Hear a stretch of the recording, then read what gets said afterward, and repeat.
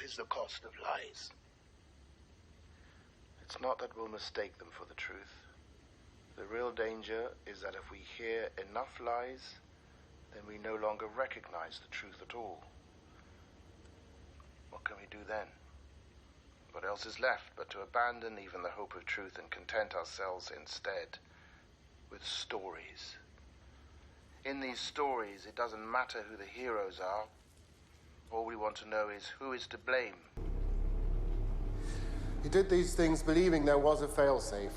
AZ5, a simple button to shut it all down. But in the circumstances he created, there wasn't. The shutdown system had a fatal flaw. At 1:23:40, Akimov engages AZ5.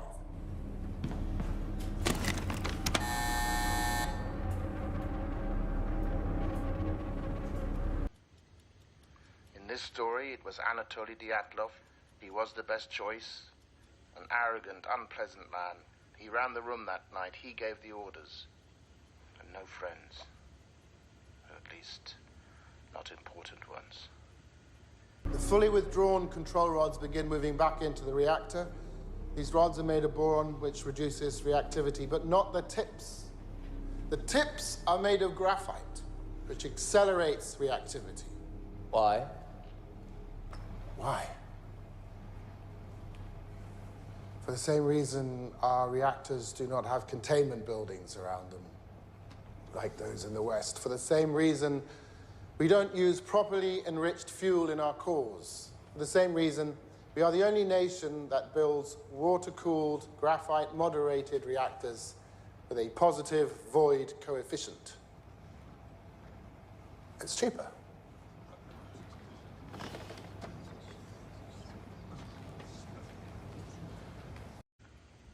And now, Dyatlov will spend the next 10 years in a prison labor camp. Of course, that sentence is doubly unfair. There were far greater criminals than him at work.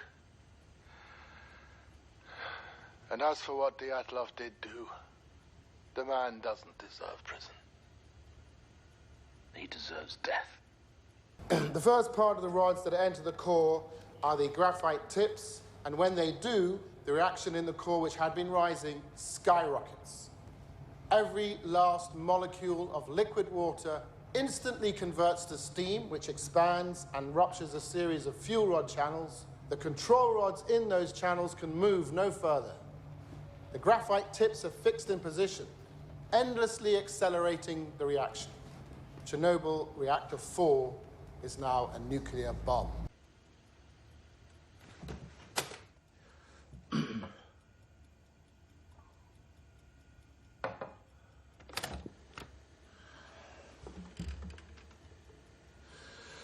But instead, 10 years for criminal mismanagement. What does that mean? No one knows. It doesn't matter. 1:23:42. Perevozchenko looks down on the enormous steel lid of the reactor and sees the impossible. The control rod and fuel channel caps, which each weigh 350 kilograms, are jumping up and down. He runs to warn the control room, but there's nothing he can do to stop what is coming. 1:23:44. The steam blows more fuel channels apart. We do not know how high the power went. We only know the final reading. Reactor 4, designed to operate at 3,200 megawatts, went beyond 33,000.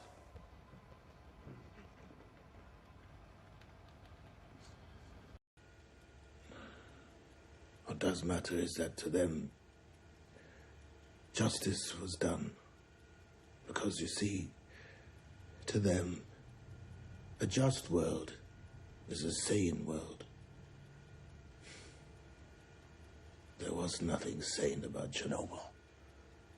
The pressure inside the core can no longer be held back. At long last, we have arrived.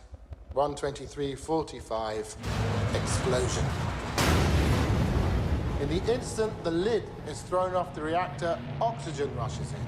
It combines with hydrogen and superheated graphite.